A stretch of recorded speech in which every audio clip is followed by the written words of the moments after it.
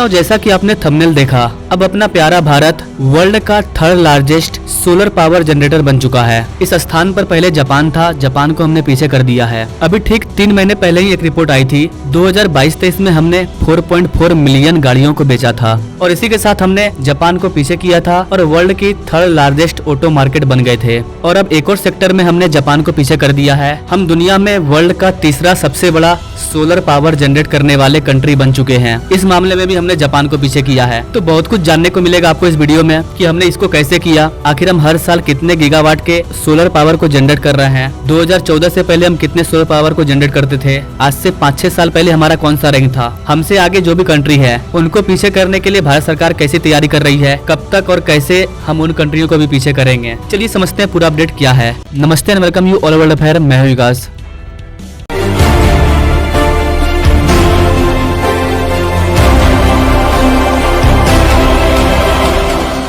दोस्तों, solar power generate करने के मामले में चाइना नंबर 1 पर है, अमेरिका दूसरे नंबर पर है और तीसरे नंबर पर जापान था। लेकिन अब अपना प्यारा भारत इस नंबर पर आ चुका है। द प्रिंट की आप ये आर्टिकल देख पाओगे, India's become world's third largest solar power generator, overtake Japan. यहाँ पर थोड़ा सा गौर करने वाला चीज ये है कि हम लोग सोलर पावर के जनरेटर के मामले में दुनिया की थर्ड लार्जेस्ट कंट्री बने हैं, ना कि सोलर पावर कैपेसिटी की। सोलर पावर कैपेसिटी अलग है, उसमें हम किसी कंट्री से आगे भी हो सकते हैं, पीछे भी हो सकते हैं। यहाँ पर उसकी डाटा की बात नहीं हो रही है। हर साल कौन सा कंट्री सोलर पावर से कितना एनर्जी को प्रोड्यूस कर रहा है, उस मामले में हम लोग जापान को पीछे छोड़ चुके हैं और तीसरे नंबर पर आ चुके हैं। ये हमारे लिए और ज्यादा इंटरेस्टिंग इसलिए हो जाता है क्योंकि जब वर्तमान गवर्नमेंट 2014 में आई थी तो गवर्नमेंट के आने के बाद 2015 में सोलर पावर जनरेटर के मामले में हम लोग 9 नंबर पर थे, यानी कि हम लोग टॉप 9 में थे। और इस वाले रिपोर्ट के आने के बाद अब हम लोग टॉप 3 में आ चुके हैं। तो अब देख सकते हैं कि हम लोग 9 साल में 9 नंबर से 3 नंबर पर आ गए। केवल 2023 में हम लोगों ने 18+ टेरावाट आवर की इलेक्ट्रिसिटी को जनरेट किया था,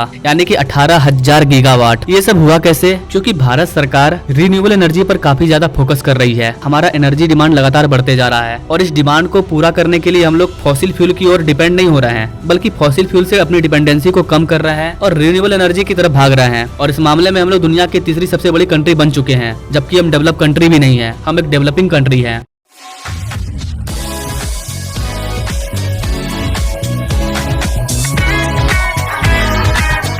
और जापान, चाइना, अमेरिका ये लोग डेवलप कंट्री हैं। तो आने वाले टाइम में हम लोग इनको पीछे भी छोड़ेंगे और डेवलप कंट्री भी बनेंगे। डेवलप कंट्री का मतलब क्या? डेवलप कंट्री कौन है? उसका एक क्राइटेरिया होता है कि किसी देश के पास ये चीज है तो वो एक डेवलप कंट्री है। तो जो भी जापान, चाइना, अमेरिका जो भी डेवलप कंट्री है वो इस तरह के क्राइटेरिया के अंदर आते हैं। तो अगर हम इन्हीं को पीछे कर देंगे तो हम भी इस क्राइटेरिया के अंदर आ गए और हम भी डेवलप बन जाएंगे। हमने चाइना को रोड नेटवर्क के मामले में पीछे छोड़ दिया, अब अमेरिका को पीछे छोड़ने की तैयारी कर रहे हैं। हमने जापान को इकोनॉमी के मामले में पीछे छोड़ा, अब हम जर्मनी को पीछे करने की तैयारी कर रहे हैं। ना पहले पार्टिकल इस रिपोर्ट पर बात करते हैं। गाइस, ये जो रिपोर्ट जारी किया गया है इसे भारत के द्वारा जारी नहीं किया गया है, पूरे वर्ल्ड का जो global energy think tank amber है उसके द्वारा इस रिपोर्ट को जारी किया गया है। और वो लोग बोल रहे हैं कि भारत ने ओवरटेक कर दिया है जापान को और वर्ल्ड का तीसरा लार्जेस्ट सोलर पावर जनरेटर बन गया है 2023 में ही। और इसकी रिपोर्ट आ रही है अभी जब ग्लोबल इलेक्ट्रिसिटी रिव्यू 2024 को लॉन्च किया गया है। और आप इस वाले रिपोर्ट को छोटा मोटा मत समझिएगा, ये वर्ल्ड वाइड रिपोर्ट है, न सिर्फ भारत बल्कि दुनिया की जितनी भी कंट्री है वो इस रिपोर्ट को फॉलो करेगी।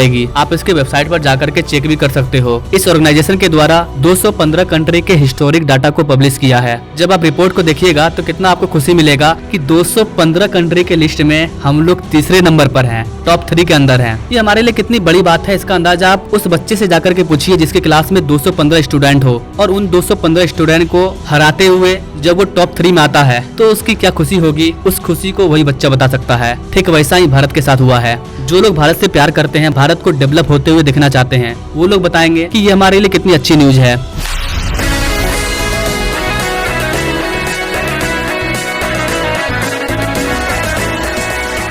देखिए गाइस, कोई भी कंट्री एक बार में डेवलप नहीं होता है। छोटी छोटी चीजों में महारत हासिल करते करते वो एक दिन पूरी तरह से डेवलप कंट्री बन जाता है। जैसे जैसे हम आगे बढ़ रहे हैं, हम हर सेक्टर में आगे निकलने की कोशिश कर रहे हैं और जब हम हर सेक्टर में चाइना, जापान, अमेरिका इन सारे कंट्रियों से आगे निकल जाएंगे तो हम न सिर्फ डेवलप बनेंगे बल्कि विश्व गुरु बनेंगे। जो कंट्री हर चीज में सबसे आगे होगा वही तो विश्व गुरु कहलाएगा। जनसंख्या के मामले में तो हम लोग आगे हैं ही। दुनिया में एक भी ऐसा कोना नहीं है जहाँ पर इंडियन नहीं है। कहीं भी चले जाइए आप, आपको एक न एक इंडियन व्यक्ति जरूर मिल जाएगा। जैसा कि मैंने आपको बताया 2015 में जितना हम लोग सोलर पावर को जनरेट करते थे उससे हम लोग 17 गुना आगे निकल चुके हैं। जी हाँ गाइस, 17 टाइम्स। अगर इलेक्ट्रिसिटी शेयर की बात करें तो 2015 में पूरे भारत के इलेक्ट्रिसिटी कंजप्शन में सोलर जनरेशन का योगदान 0.5% था, जो कि अब बढ़कर के 5.8% हो चुका है। यहाँ पर आप ये वाला डाटा देख पाओगे, 2010 से 2024 का डाटा है। 2015 के बाद से भारत इस क्षेत्र में लगातार छलांग मारते गया। 16, 17, 18, 19, 20 कहीं पर भी कमी नहीं हुई है। कोविड-19 में भी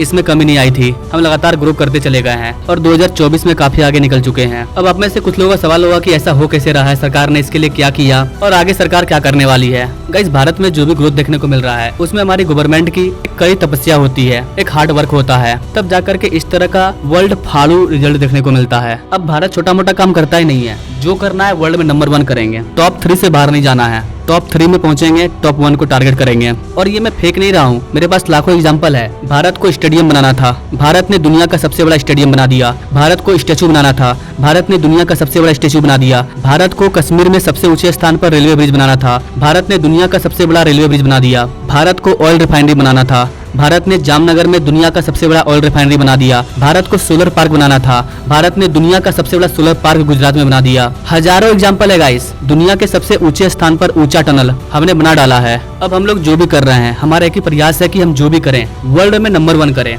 जब भारत को आगे लेकर कहीं जाना है तो फिर लोकल ट्रेन से क्यों चले, डायरेक्ट बुलेट ट्रेन। हाँ, जितना बड़ा टारगेट होगा उतना ज्यादा मेहनत करना होगा। अगर आपको यूपीएससी का एग्जाम निकालना है तो यूपीएससी के जैसा स्टडी भी करना होगा, बिना मेहनत का तो नहीं होने वाला है। ठीक उसी तरह प्रेजेंट गवर्नमेंट की पूरी टीम मिलकर के काम कर रही है और पूरी दुनिया में भारत का नाम हो रहा है। आप विदेश जाओ तब आपको पता चलेगा कि दुनिया इंडियन लोगों को किस नजर से देख रही है, क्या सम्मान मिल रहा है इंडियन को।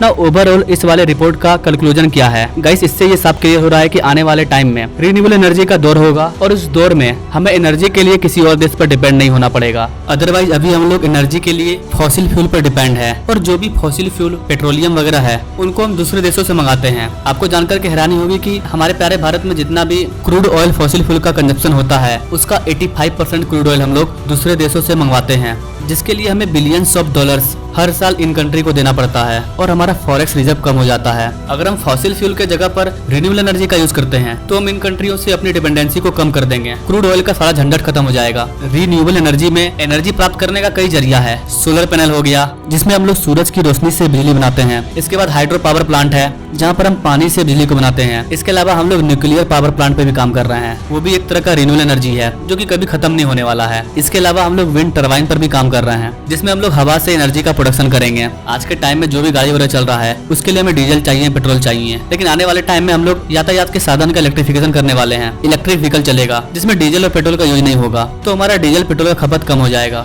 वैसे आप अपने प्यारे भारत के इस ग्रोथ के बारे में क्या कहना चाहेंगे? क्या अपना प्यारा भारत सही दिशा में काम कर रहा है? क्या अगर हम ऐसे ही ग्रोथ करते रहें तो हम आने वाले 2047 तक एक डेवलप कंट्री बन पाएंगे? क्या सोचते हैं गाइस? आप इस चीज के बारे में कमेंट जरूर करें और ऐसे ही लेटेस्ट अपडेट के बारे में जानने के लिए हमारे चैनल से जरूर जुड़े। और थैंक्स फॉर वाचिंग। मिलते हैं वीडियो में एक नई जानकारी के साथ, तब तक के लिए जय हिंद।